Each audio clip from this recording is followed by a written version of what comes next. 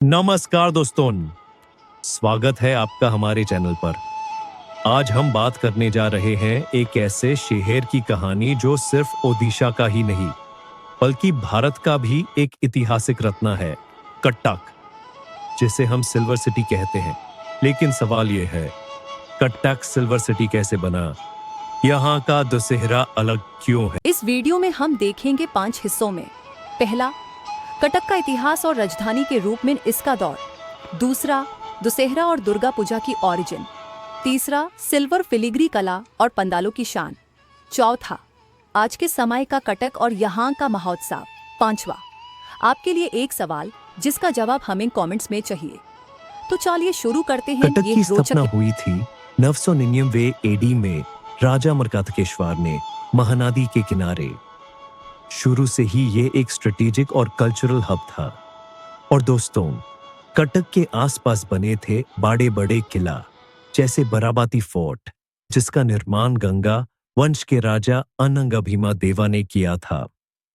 ये फोर्ट सिर्फ एक सुरक्षा का प्रतीक नहीं बल्कि ओडिशा की राजनीति और शक्ति का केंद्र था।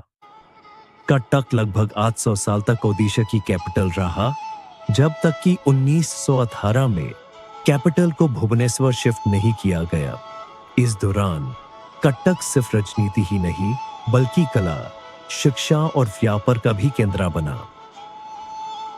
The story of silver filigree art. चलिए अब समझते हैं कि सिल्वर सिटी का टाइटल कटक को क्यों मिला। दोस्तों, तराकसी एक प्राचीन कला है जो यहाँ 15वीं से 17वीं सदी के दौरान और भी मशहूर हुई। कुछ इतिहासकार कहते हैं कि मुगल और मराठा दौर में इस कला को राज पैट्रोनेज मिला। कटक के कारीगर इतने माहिर हो गए कि उनकी चांदी की जालीदार काला दुनिया भर में मशहूर होने लगी। सोचिए, एक पतली सी चांदी की तार, उसे घुमाकर बनाए जाते थे मोर, फूल, देवी देवताओं की मूर्ति और गहने। एक एक डिजाइन में इतनी बारीकी होती है कि आपको लगता है जैसे कला को संस लिया गया हो। ये कला न सिर्फ माता दुर्गा के अलंकारों में यूं होती थी बल्कि शादियों के गहने, मंदिरों की सजावट और हत्ता कथा तक इससे सजाए जाते थे। इस कला ने ही कटक को बनाया सिल्वर सिटी। आज भी दुनिया भर के कलेक्टर्स और आर्ट लवर्स यहाँ के तराकसी का ऑर्डर देते हैं और ये कला कटक के दशहरा को और भी अनोखा बनाती है। Dussehra origin and silver pandals. दोस्तों, अब बात करते हैं कटक के दशहरा की। 19वीं सदी में यहाँ दुर्गा पूजा की परंपरा शुरू हुई। ब्रिटिश राज के समय लोग अपने अपने मोहल्लों में पूजा करने लगे। धीरे धीरे हर पंडल एक दूसरे से बेहतर बनाने की कोशिश करने लगा और यहाँ की सबसे बड़ी खूबी बनी सिल्वर फिलिग्री अलंकार। हर साल माँ दुर्गा और उनकी प्रतिमा को सजाया जाता है असली चांदी के गहनों से। सिर्फ गहने ही नहीं बल्कि पूरे सिल्वर बैकड्रॉप और क्राउन तक बनाए जाते हैं। आज के समय में लगभग 106 से भी ज्यादा पंडाल कटक में सजते हैं।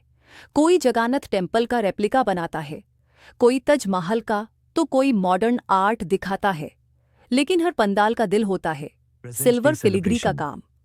आज के समय में भी कटक का दशहरा सिर्फ ओडिशा का नहीं बल्कि भारत के सबसे बड़े उत्सवों में से एक है। नवरात्रि के 10 दिनों में पूरा शहर रोशनियों से जगमगा उठता है, बाजार जम जाते हैं, गली गली में मिठाई की खुशबू फैल जाती है। हर साल यहाँ लाखों लोग आते हैं, सिर्फ ओडिशा नहीं बल्कि बंगाल, बिहार, झारखंड और हत्ता कथा विदेश तक से। गवर्नमेंट और लोकल समाज मिलकर सिक्योरिटी और मैनेजमेंट की पूरी व्यवस्था करते हैं।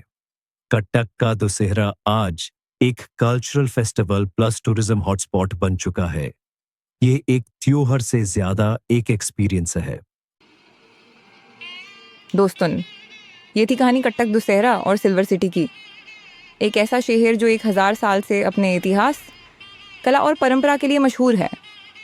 कटक हमें ये सिखाता है कि जब परंपरा और कला एक साथ जुड़ जाती हैं तो एक शहर दुनिया की पहचान बन जाता है। अब सवाल आपसे, क्या आपने कभी कटक का दशहरा देखा है?